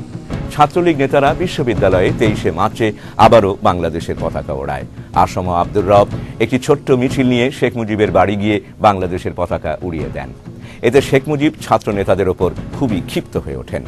তবুও ছাত্রদের নেতৃবৃন্দের একটি অংশ ছিল জঙ্গি এবং বিপ্লবী মনোভাবের, এবং তাদের সঙ্গে ছিল ভারতের ঘনিষ্ঠ যোগাযোগ। যখনই বিপ্লবী কোনো সিদ্ধান্তের প্রয়োজন হতো, শেখ মুজিব সবাইকে থামিয়ে দিয়ে বলতেন, সময় হলে আমি বিপ্লবের ডাক দেব। এই সময় সমগ্র পরিস্থিতি উত্তেজনাপূর্ণ, সংঘর্ষপূর্ণ ও যুদ্ধংদেহী হয়ে ওঠে। অসহযোগ আন্দোলনটি তখন সর্বাত্মক সংঘর্ষে পরিণত হয়েছে। অফিস, আদালত, কলকারখানা সমস্ত কিছু বন্ধ, কোর্ট কাচারি বন্ধ। সচিবালয়ের বাঙালি সচিবরা আওয়ামী লীগের সাথে একাত্মতা ঘোষণা করেছে। রেডিও, টেলিভিশন নামে মাত্র চলছে। চট্টগ্রাম বন্দরে অস্ত্রসহ সোয়াত জাহাজটি এসে ভিড়লে বাঙালি শ্রমিকরা অস্ত্র নামাতে অস্বীকার করে। ঢাকা শহরের প্রতিটি বিল্ডিংয়ের ছাদে তখন বাংলাদেশের পতাকা উঠছে। সারা দেশের প্রস্তুতির এই চিত্রটি স্পষ্ট হয়ে উঠেছে তৎকালীন আওয়ামী স্বেচ্ছাসেবক লীগের প্রধান সাবেক মন্ত্রী বক্তব্যে। আমার মনে আছে গাদা বন্দুক দিয়ে আমরা প্রতি থানায় থানায়, আমার মনে আছে গাদা বন্দুক দিয়ে আমরা প্রতি থানায় থানায় ট্রেনিং দিয়েছি। ঢাকা শহরের বিভিন্ন জায়গায় আমরা ট্রেনিং শুরু করেছিলাম। এবং একটা পর্যায়ে আমি বগুড়াতেও গিয়েছিলাম, সেখানে আমার খবর আসছিল যে সেখানে কিছু ডেটোনেটর পাওয়া যাবে, আমরা সেখানেও প্রস্তুতি নেওয়ার জন্য আমি গিয়ে পেয়েছিলাম এবং সেটা আনার জন্য আমার একটা ডেট ঠিক করেছিলাম। কিন্তু তার আগেই ওই 25শে মার্চ এসে গেল, যে জন্য আমরা আর সেখানে যেতে পারিনি। অর্থাৎ প্রস্তুতির জন্য যা কিছু করার দরকার আমরা মোটামুটি সেটা সবকিছুই সেদিন করে ফেলেছিলাম। এক পর্যায়ে যখন প্রশ্ন উঠেছিল যে কি করা যায়, তখন আমরা বঙ্গবন্ধুকে বলেছিলাম যে আমরা প্রস্তুত আছি, আমরা ওদের মোকাবেলা করতে পারবো, তার জন্য বাঙালি জাতি প্রস্তুত, আমরা প্রস্তুত, এবং যেদিনে আপনি আনুষ্ঠানিক ঘোষণা দিবেন তার সঙ্গে সঙ্গে আমরা ঠিক করেছি যে প্রত্যেকটা থানা ঘেরাও করে সমস্ত অস্ত্র আমরা নিয়ে নেব। এত ব্যাপক প্রস্তুতির পরও শেখ মুজিব কারো কথাতেই কর্ণপাত না করে সমঝোতার ধারাতেই অটল থাকেন। মৌলানা ভাসানী 23শে মার্চ পল্টন ময়দানে জনসভার ডাক দেন। প্রচার করা হয় সেই দিন মৌলানা ভাসানী স্বাধীন পূর্ব বাংলার ঘোষণা দেবেন। এই সংবাদ পেয়ে শেখ মুজিব শঙ্কিত হয়ে ওঠেন, কিন্তু ভাসানী 23শে মার্চ পল্টনে ভাষণ না দিয়ে চলে গিয়েছিলেন চট্টগ্রাম। এরপর থেকে সবকিছু অন্ধকার, সংযোগহীন। সবচেয়ে বিস্ময়কর ব্যাপার হলো বিকেলের মধ্যেই শেখ মুজিব নিশ্চিত হয়ে যান আক্রমণ হচ্ছে। 24শে মার্চ গোয়েন্দা সূত্র আওয়ামী লীগকে পাকিস্তান সেনাবাহিনীর হামলার কথা জানিয়ে দেয়। জেনারেল ওসমানী ধানমন্ডির বাসভবনে আসেন শেখ মুজিবের সঙ্গে দেখা করতে এবং তিনিও তাকে একই তথ্য দেন। 25শে মার্চ সন্ধ্যাতেই মুজিব জেনে যান ইয়াহিয়া ঢাকা ছেড়ে চলে গেছেন। সন্ধ্যা 7টায় ইয়াহিয়া পৌঁছন তেজগাঁও বিমানবন্দরে। সেখান থেকেই তাকে জানানো হয় সেই সংবাদ। এ কে খন্দকার ইয়াহিয়াকে যেতে দেখেন এবং টেলিফোনে আওয়ামী লীগ নেতাদের সে কথা জানান। ঠিক সন্ধ্যের সময় জেনারেল ইয়াহিয়া যখন সবার অগোচরে ঢাকা থেকে রওনা হয়ে গেলেন, সেই যাওয়ার সময় আমি বিমানবন্দরে উপস্থিত ছিলাম এবং এই সংবাদটি আমি টেলিফোন যোগে তখনকার আওয়ামী লীগের কতগুলো টেলিফোন নাম্বার ছিল সেই সব জায়গায় জানিয়ে দিই এবং ক্যান্টনমেন্টেও যত বাঙালি অফিসার ছিল তাদের বাসায় বাসায় গিয়ে আমি এই সংবাদটি জানাই যে ইয়াহিয়া চলে গেল। এবং কিন্তু এর বিপরীতে শেখ মুজিবের কোনো প্রতিক্রিয়াই ছিল না কোনো প্রস্তুতি। তেমন কোনো প্রস্তুতির প্রমাণ এখনো পর্যন্ত পাওয়া যায়নি। 25শে মার্চ সন্ধ্যায় আওয়ামী লীগ অফিসে নেতৃবৃন্দের একটি বিশেষ মিটিং ছিল পরদিন হরতালের কর্মসূচি নিয়ে, কিন্তু সেখানে রাত 8টা-9টা পর্যন্ত কোনো নেতৃবৃন্দকেই দেখা যায়নি। সারা ঢাকা শহর সে সময় ছিল লোকশূন্য, শুনশান। আক্রমণের কথাটি শহরেও গুজব হিসেবে ছড়িয়ে পড়ে। শেষ মুহূর্তে শেখ মুজিব একটা সিদ্ধান্তে পৌঁছন। সে অনুযায়ী তিনি নির্বাচিত আওয়ামী লীগের এমপিদেরকে ঢাকা ছেড়ে আত্মগোপন করতে বলেন। 25শে মার্চের সন্ধে থেকেই শেখ মুজিব একটি টেলিফোন কলের অপেক্ষায় ছিলেন। হয়তো সেই ফোন কলটি তার ভাগ্য নির্ধারণের জন্য খুবই গুরুত্বপূর্ণ ব্যাপার হয়ে দেখা দেবার কথা ছিল। এ সম্পর্কে ডক্টর কামাল হোসেন বলেন, 25শে মার্চের সেই অশুভ রাতব্যাপী আমি একটা টেলিফোন কলের অপেক্ষায় ছিলাম। সেই টেলিফোন কল আর কখনো আসেনি।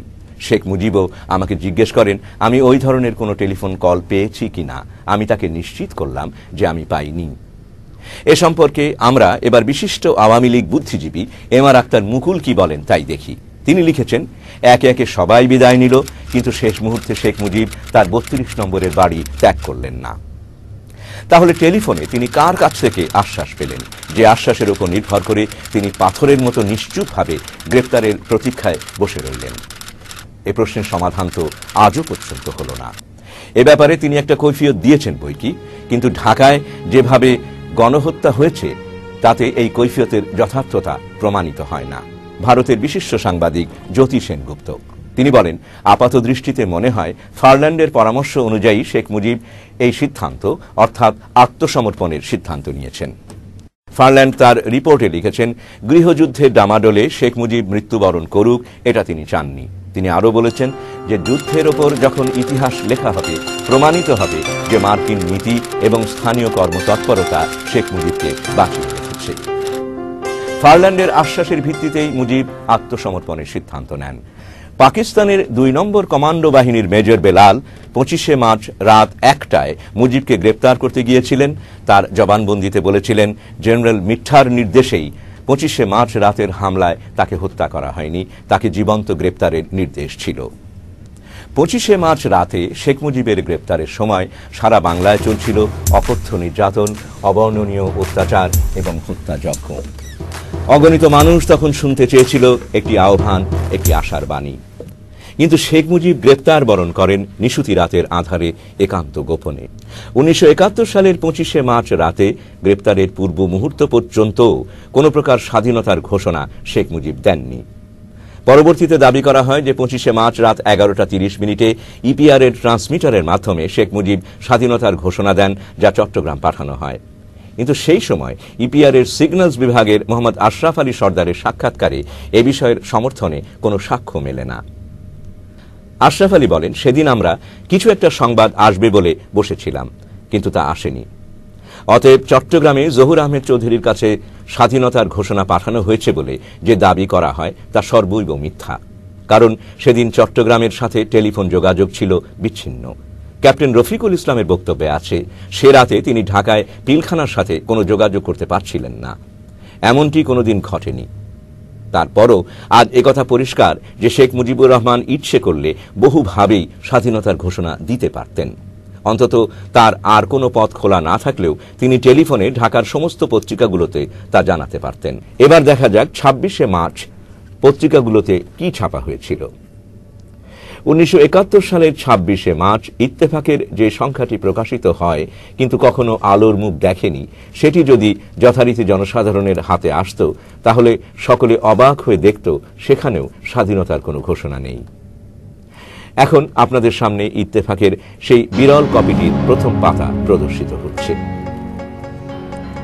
আপনারা দেখছেন, শেখ মুজিব বলেছেন এই গণহত্যা বন্ধ করো, আর 27শে মার্চ তিনি হরতাল ডেকেছেন। 26শে মার্চ চট্টগ্রাম মুক্ত থাকায় সেখানকার পত্রিকাগুলো যথারীতি প্রকাশিত হয়, কিন্তু আশ্চর্যের বিষয় সেখানেও স্বাধীনতা ঘোষণার কোনো চিহ্ন আমাদের কাছে পরিলক্ষিত হয় না। অন্তত রাত 11:30টায় ঢাকার পিলখানা থেকে শেখ মুজিব কর্তৃক স্বাধীনতার ঘোষণা চট্টগ্রাম গিয়ে পৌঁছলে তা সেখানকার দৈনিকগুলোতে হেডলাইন হয়ে আসার কথা ছিল। এবার আমরা দেখি সেদিন চট্টগ্রাম থেকে প্রকাশিত পত্রিকাতে কি ছিল। চট্টগ্রাম থেকে প্রকাশিত পিপলস ভিউ পত্রিকার প্রথম পৃষ্ঠার হেডলাইনে ছিল, মুজিব কলস ফর জেনারেল স্ট্রাইকস টুমরো। অর্থাৎ পুরো পত্রিকার কোথাও স্বাধীনতার ঘোষণার কথা নেই। আজ ইতিহাসের কণ্ঠস্বর থেকে এই আওয়াজই বেরিয়ে আসছে যে শেখ মুজিব যদি 7ই মার্চ বা তার পরবর্তীতে স্বাধীনতার ঘোষণা দিতেন, দুঃখজনকভাবে তাহলে 30 লাখ নিরীহ মানুষ মারা যেত না, 2.5 লক্ষ মহিলা ধর্ষিতা হতো না, রক্তপাতহীন দ্রুত এক বিপ্লবের মাধ্যমেই বাংলাদেশের স্বাধীনতা অর্জিত হতো এবং অবিশ্বাস্য রকম কম সময়ের মধ্যেই তা ঘটত। তখনকার রাজনৈতিক নেতাদের হঠকারী সিদ্ধান্ত এবং বলা যায় নীরব সমর্থনের সুযোগেই পাকিস্তানি আর্মিরা দীর্ঘ প্রস্তুতি নিয়ে 25শে মার্চ রাতে রাজারবাগ পুলিশ ক্যাম্প, বিডিআর ও বাংলাভাষী সৈনিকদের ওপর আক্রমণ চালায়। শত শত লাশ তখন রাস্তায় রাস্তায়, আনাচে কানাচে, বাড়িঘরগুলো পুড়ছে, চারদিক ছারখার, সে এক নারকীয় দৃশ্য। ডেইলি টেলিগ্রাফে 30শে মার্চ সাইমন রিং এর রিপোর্ট। আত্মসমর্পণের আগে শেখ মুজিব তার আস্থাভাজন এক সহকর্মীকে বলেন, আমি যদি পালিয়ে থাকি তাহলে সৈন্যবাহিনী আমাকে খুঁজে বার করার জন্য সমগ্র ঢাকা নগরীকে পুড়িয়ে দেবে। ঢাকা শহরের চারদিকে প্রজ্বলিত এই লেলিহান শিখা আসলে শেখ মুজিবের ওই বক্তব্যকেই জ্বালিয়ে পুড়িয়ে ভস্মে পরিণত করেছে। ঢাকা শহরের এই চিত্রের সম্মুখে যদি শেখ মুজিবকে দাঁড় করানো যেত, তাহলে তিনি লজ্জায় দুঃখে কুঁকড়ে যেতেন কিনা জানি না, কিন্তু এদেশের মানুষ তখন সেই অগ্ন্যুৎপাতের ভেতর দিয়েই, এই গুলির ভেতর দিয়েই মরিয়া হয়ে পালাচ্ছিল। ইতিহাসের নির্মম পরিহাস এই যে আওয়ামী লীগের সমস্ত শীর্ষ নেতাই এই সময় কোনো রকম তৎপরতাবিহীনভাবে হাজার হাজার পলায়নপর মানুষের কাতারে সামিল হয়েই এই শহর থেকে নিষ্ক্রান্ত হতে বাধ্য হন। জাতির সেই ক্রান্তি লগ্নে আতঙ্কিত, উদ্ভ্রান্ত ও দিগ্ভ্রান্ত মানুষেরা যখন ছুটে পালাচ্ছে, ঠিক সেই মুহূর্তে এক অজ্ঞাত স্থান থেকে সেই কণ্ঠস্বরটি ভেসে আসে এক ঐশ্বরিক দিক নির্দেশনার মতো।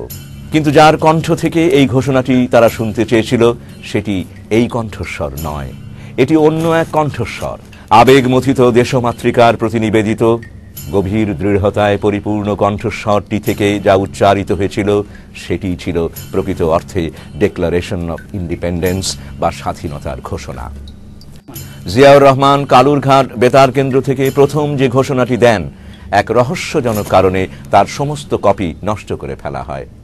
কিন্তু সেই সময়ে চট্টগ্রামেরই এক সাংবাদিকের স্মৃতি থেকে প্রায় হুবহু যে ঘোষণাটি পাওয়া যায় সেটি হল, I, Major Zia, head of the Provisional Revolutionary Government of Bangladesh, do hereby declare war of independence against Pakistani occupation army.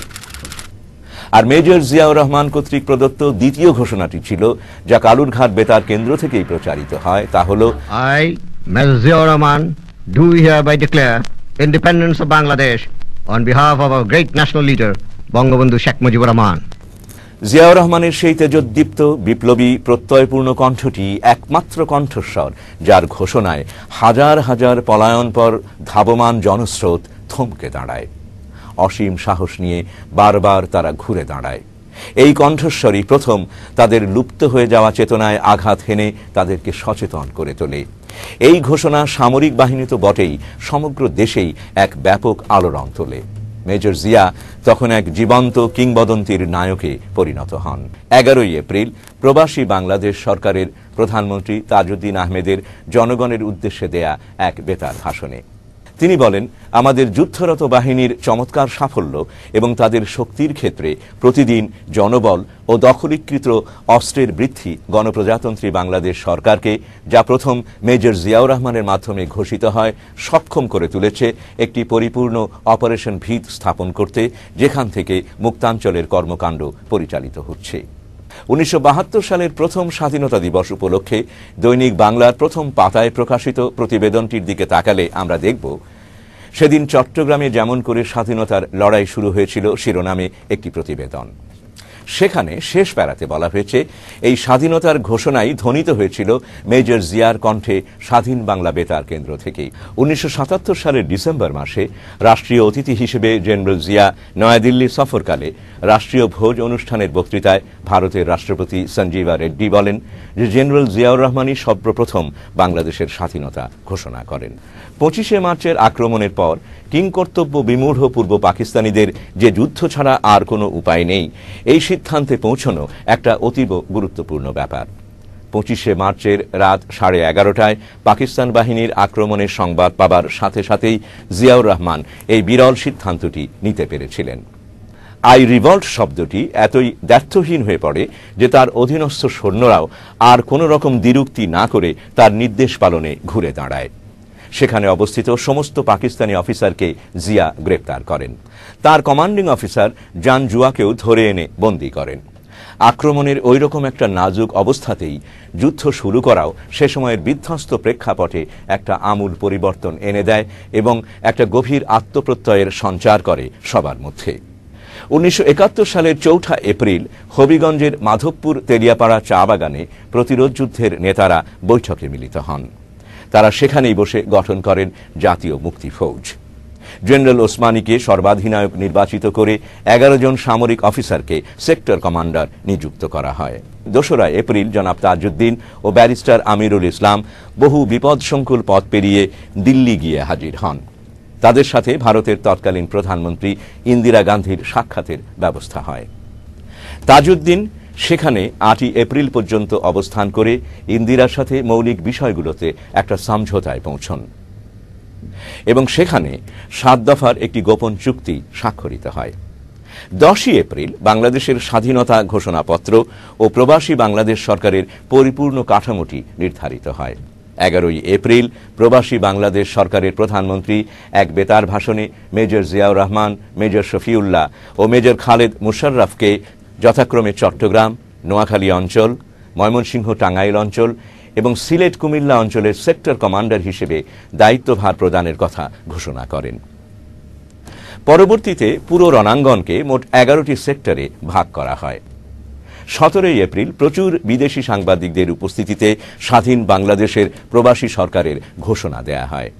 স্বাধীনতা যুদ্ধের এই পুরো 9টি মাস ধরে অতিক্রান্ত পরিস্থিতির আরেকটি ভিন্ন চিত্র আমাদেরকে এখানে তুলে ধরতেই হচ্ছে। স্বাধীনতা যুদ্ধের নেতৃত্ব দানকারী বলে দাবিদার আওয়ামী লীগের কেন্দ্রীয় নেতারা কেউই স্বাধীনতা যুদ্ধে নিজে হাতে অস্ত্র তুলে নেননি, নিজেদের জীবন বলিদান করেননি এবং যুদ্ধে সরাসরি অংশগ্রহণ করেননি। এরকম একটি পরিকল্পনায় লিপ্ত হবে তা বহু আগে থেকেই তার পরিকল্পনাতে ছিল এবং সে কারণেই বেগম মুজিবকে সামরিক ভাতা দিয়ে ঢাকা শহরে রাখা হয়েছিল। এখানে মনে রাখা দরকার, ডক্টর কামাল হোসেন ফারল্যান্ডের এই ষড়যন্ত্রের সাথে জড়িত ছিলেন, তাই তিনিও গ্রেপ্তার হয়ে শেখ মুজিবের সঙ্গে একই সাথে পশ্চিম পাকিস্তান যান এবং আশ্চর্যজনকভাবে স্বাধীনতার পর শেখ মুজিবের সাথে আবার একই সঙ্গে একই বিমানে ফেরত আসেন। এবার আমরা মুক্তিযুদ্ধের আরেকটি গুরুত্বপূর্ণ দিক সম্পর্কে আলোকপাত করব, কারণ মুক্তিযুদ্ধের গতি প্রকৃতি বুঝতে হলে এই দিকটিও অত্যন্ত জরুরি।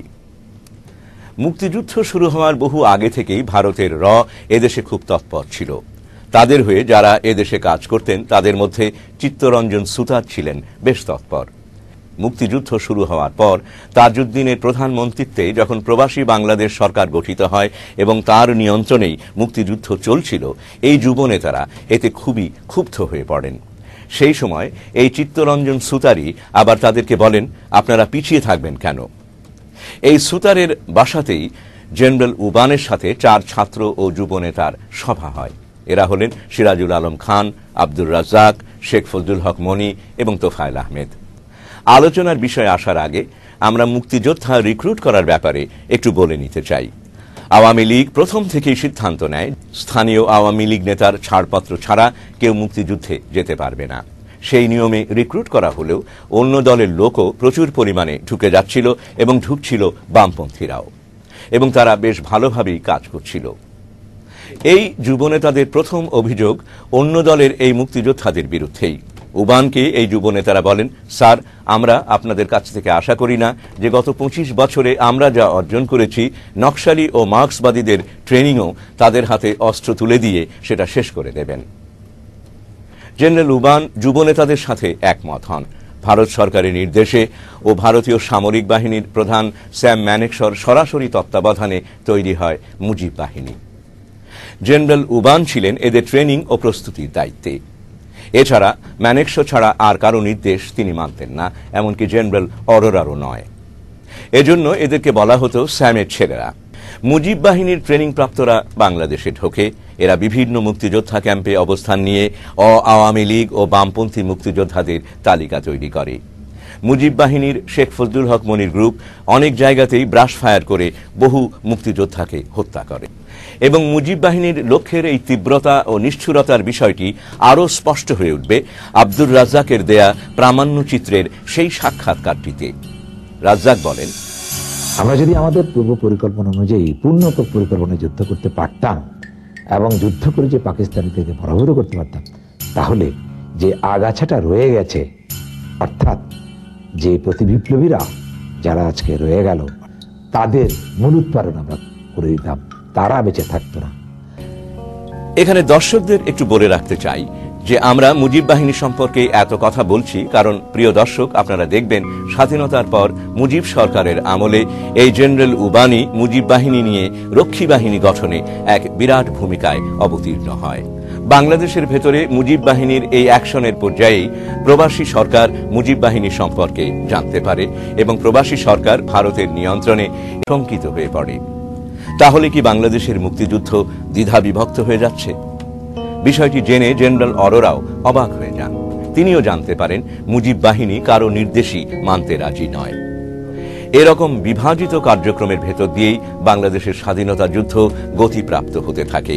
দীর্ঘস্থায়ী যুদ্ধের ভেতর দিয়ে স্বাধীনতা অর্জিত হলে এই দলীয় কোন্দল ও বিভাজন ভয়াবহ আকার ধারণ করত এবং এক রক্তাক্ত পরিপ্রেক্ষিতের জন্ম দিত। কিন্তু আন্তর্জাতিক কূটনৈতিক প্রেক্ষাপটে কিছুটা পরিবর্তনের ফলে বাংলাদেশের স্বাধীনতা ত্বরান্বিত হয়। এ সময় হঠাৎই পাকিস্তান ৩রা ডিসেম্বর তারিখে ভারত আক্রমণ করে বসে। ভারত সেই সুযোগটি লুফে নেয়। ভারত পাকিস্তানের বিরুদ্ধে যুদ্ধ ঘোষণা করে। ভারত বাংলাদেশ প্রবাসী সরকারের সাথে এক চুক্তির মাধ্যমে যৌথ বাহিনী গঠন করে এবং মুক্তিবাহিনীর সাথে একযোগে বাংলাদেশের ভূখণ্ডে প্রবেশ করে। স্থলপথে ও আকাশপথে যৌথ বাহিনীর ব্যাপক আক্রমণের ফলে অতি দ্রুতই পাক বাহিনী হটে যেতে শুরু করে। 16 ডিসেম্বর রেসকোর্স ময়দানে যৌথ বাহিনীর সাথে আত্মসমর্পণের দলিল স্বাক্ষরিত হয়।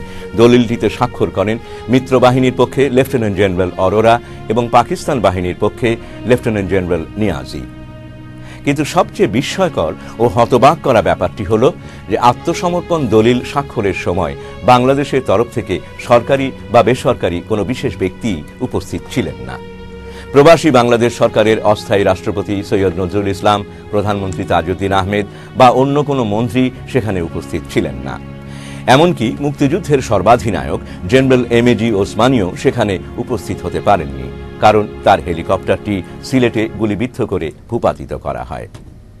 এইভাবে বাংলাদেশের সমস্ত প্রধান ব্যক্তিত্বকে অনুপস্থিত রেখে অত্যন্ত তাড়াহুড়োর মধ্যে দিয়ে আত্মসমর্পণের দলিল স্বাক্ষর কাজ সম্পন্ন হয়। ফলে বাংলাদেশ ঐতিহাসিকভাবে স্বাধীনতা অর্জন করে। এই বিষয়টি বাংলাদেশের জনগণের মধ্যে কিছুটা হরষে বিষ ঢেলে দেয়। তবুও এভাবেই অর্জিত হয় বহুকাঙ্ক্ষিত দেশের অমর স্বাধীনতা।